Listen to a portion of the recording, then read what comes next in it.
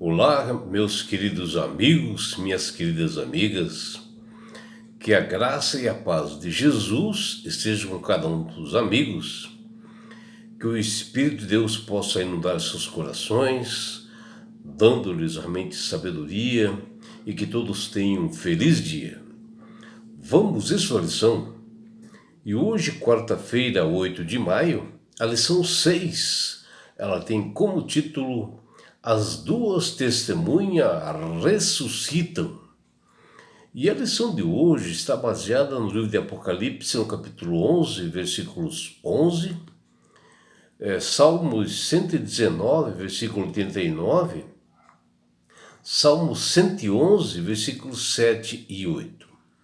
O que nós podemos ver aqui em Apocalipse 11, que nos diz: mas depois dos 3 dias e meio, um espírito de vida vindo da parte de Deus neles penetrou e eles se ergueram sobre os pés.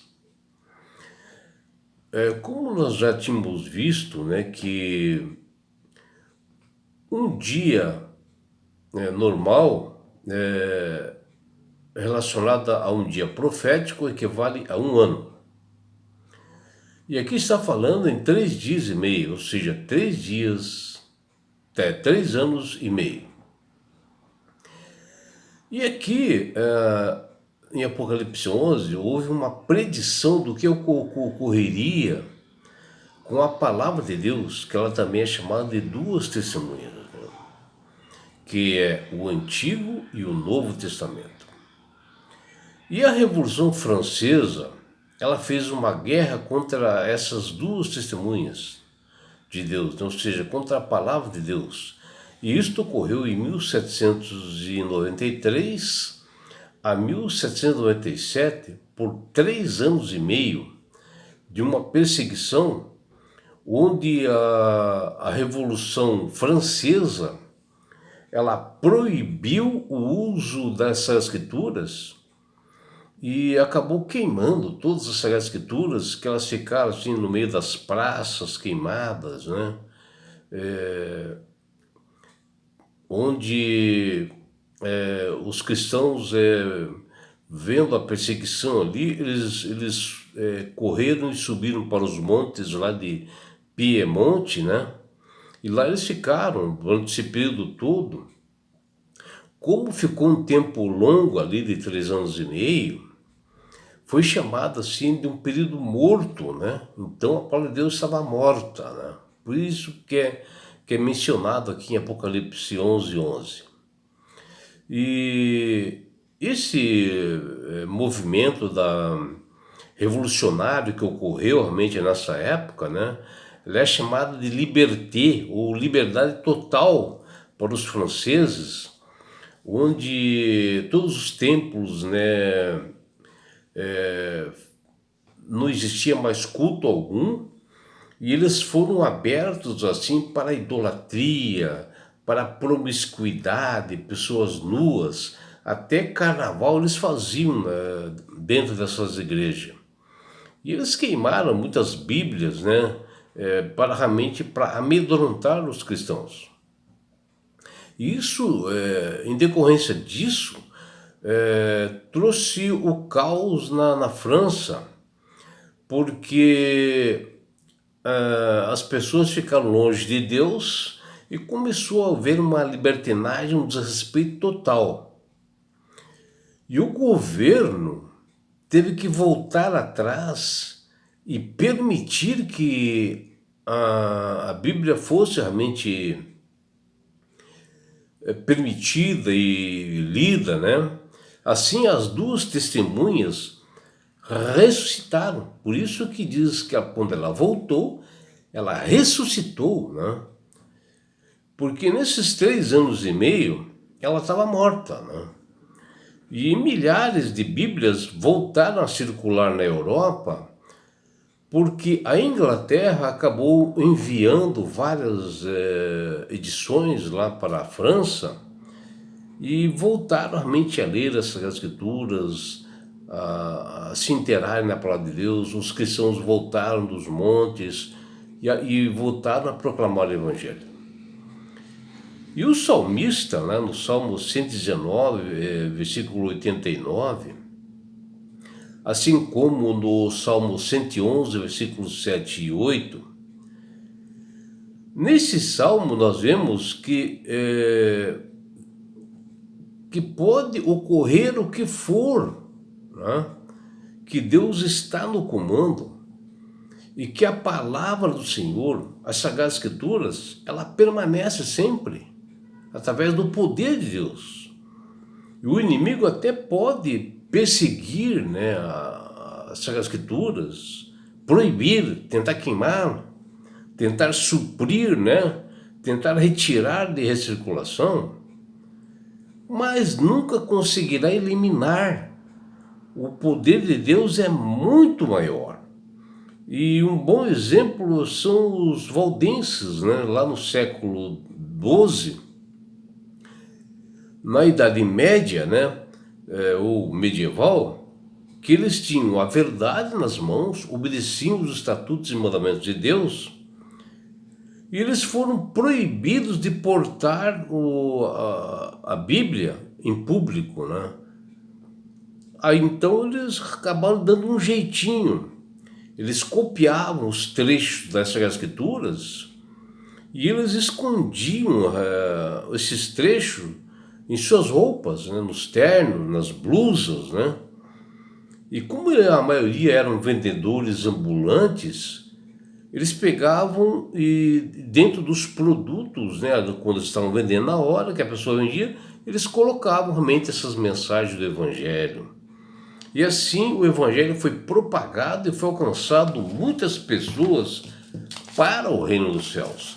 Por aí nós vemos, né, o milagre que Deus faz na vida das pessoas. E assim o que nós vemos na lição de hoje, que um dilúvio de falsos ensinadores saturados de evolucionismo, né, e filosofias humanas, se levantaram para opor-se à verdade, especialmente após o domínio papal, né, após os 1260 anos, que ocorreu na França ali em 1798, com o início ali da Revolução Francesa, pondo enfim a autoridade papal através de Napoleão Bonaparte, né, que era um líder militar francês, e também era um imperador audacioso, né, era muito guerreiro, né?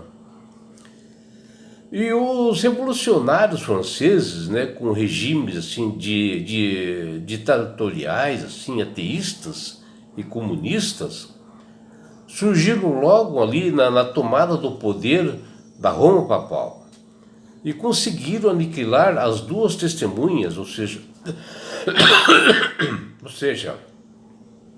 a palavra de Deus, a Bíblia, né, que é o Antigo e Novo Testamento. E em seu território, assim, por um curto período de tempo, que foi ali, que menciona em Apocalipse 11, versículos 7 e 9. Onde o imperador e os revolucionários franceses buscaram difamar a palavra de Deus, impedindo que ela continuasse a profetizar. E houve um tremendo ataque, né, à palavra de Deus naquele momento, ao fim dos 1260 anos, justamente ali na França, que por 3 anos e meio foi totalmente proibido a Bíblia, as Sagradas Escrituras, e elas foram queimadas, tomadas assim das pessoas em praças públicas, né, como fosse um lixo. As Bíblias eram todas queimadas assim nas praças e ficavam aqueles restos queimados ali pelo chão. Mas através de um decreto dos revolucionários franceses, que foi lá a partir de 26 de novembro de 1793, eles promulgaram em Paris e os cristãos fugiram para os montes lá de Piemonte.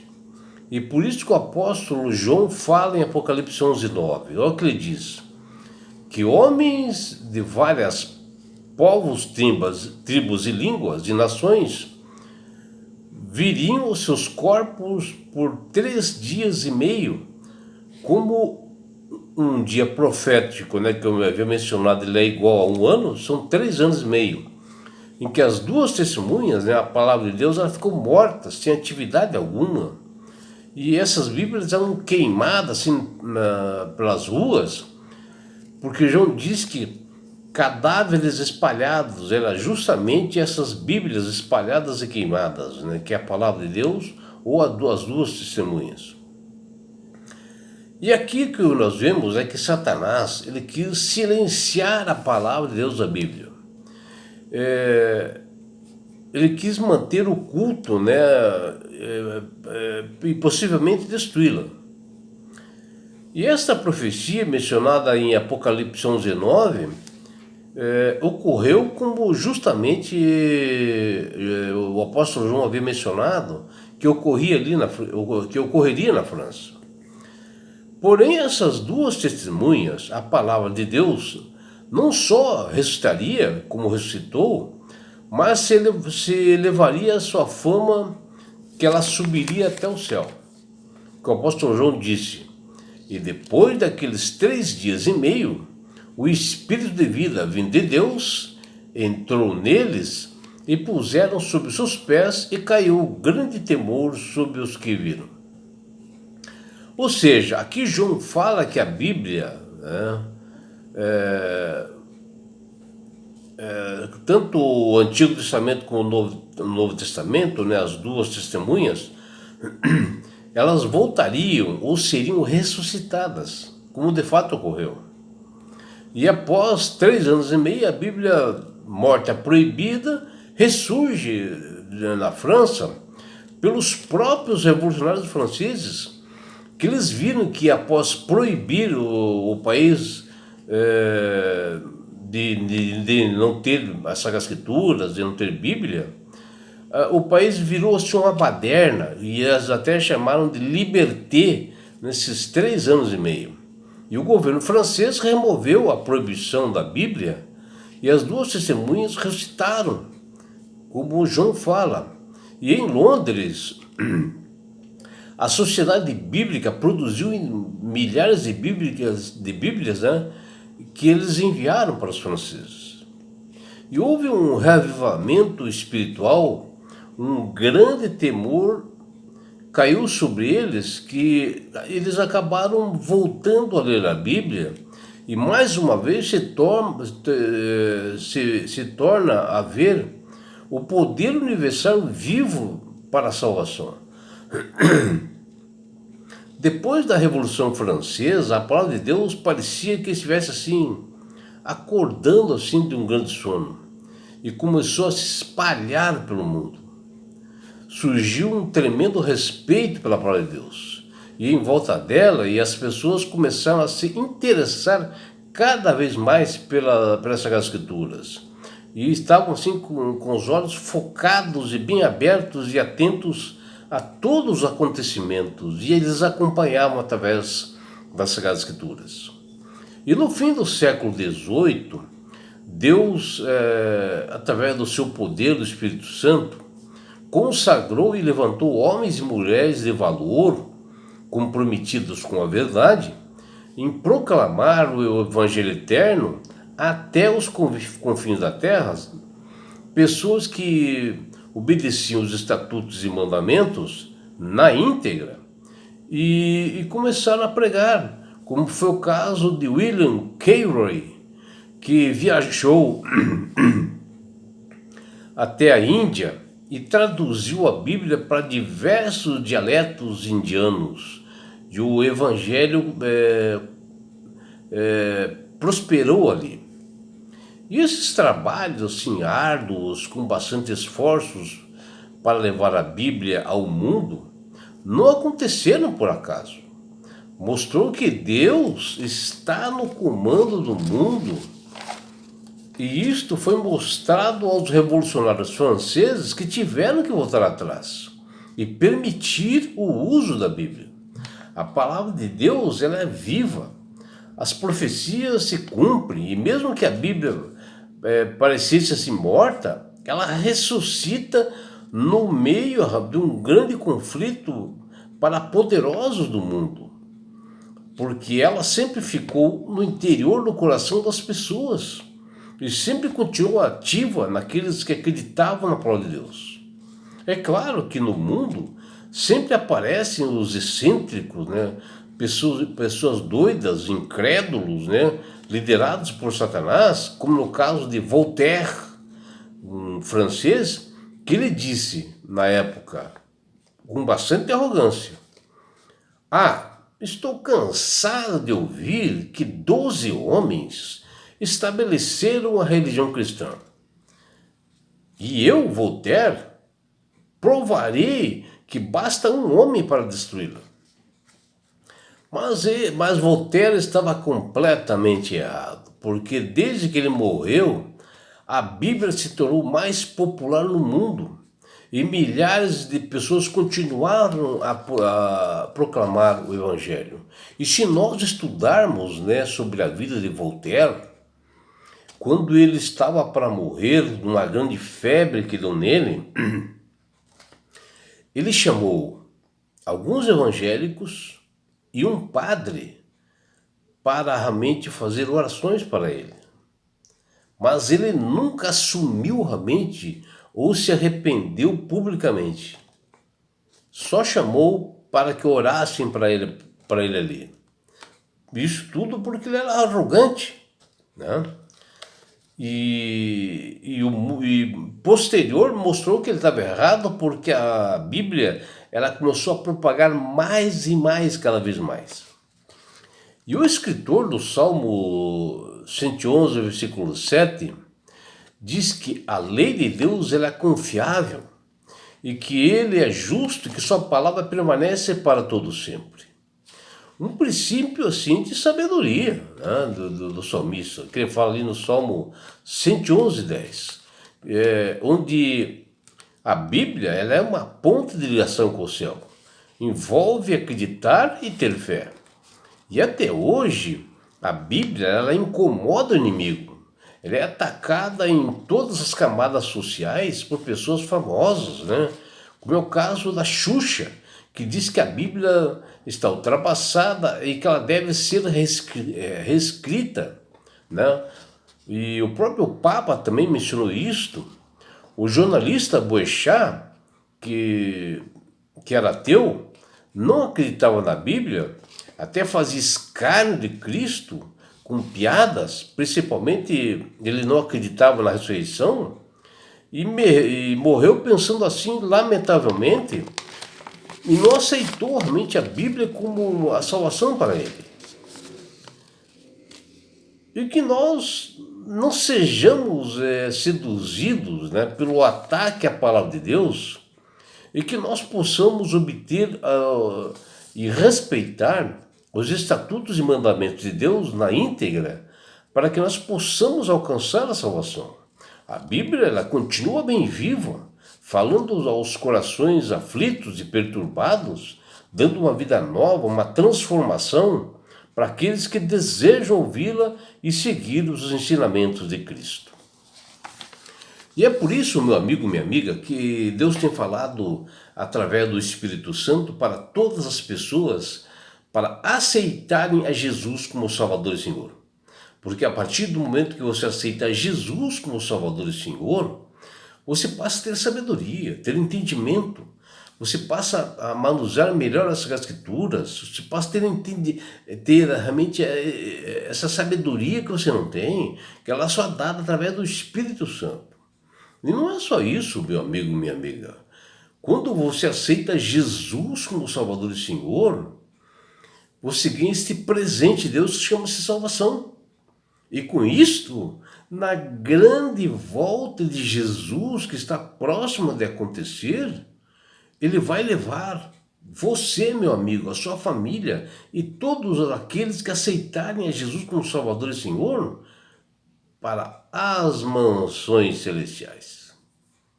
Um lugar, meu amigo, minha amiga, de onde lá não haverá mais morte, mais dores, mais aflições e perseguições. Você estará no céu. Você poderá ver Jesus face a face. Você poderá ver seus entes queridos face a face também. E sabe por que Deus quer fazer isto com você, minha amiga? Com você, meu amigo. Porque Jesus te ama. Abraços do seu amigo João Carlos Amorim.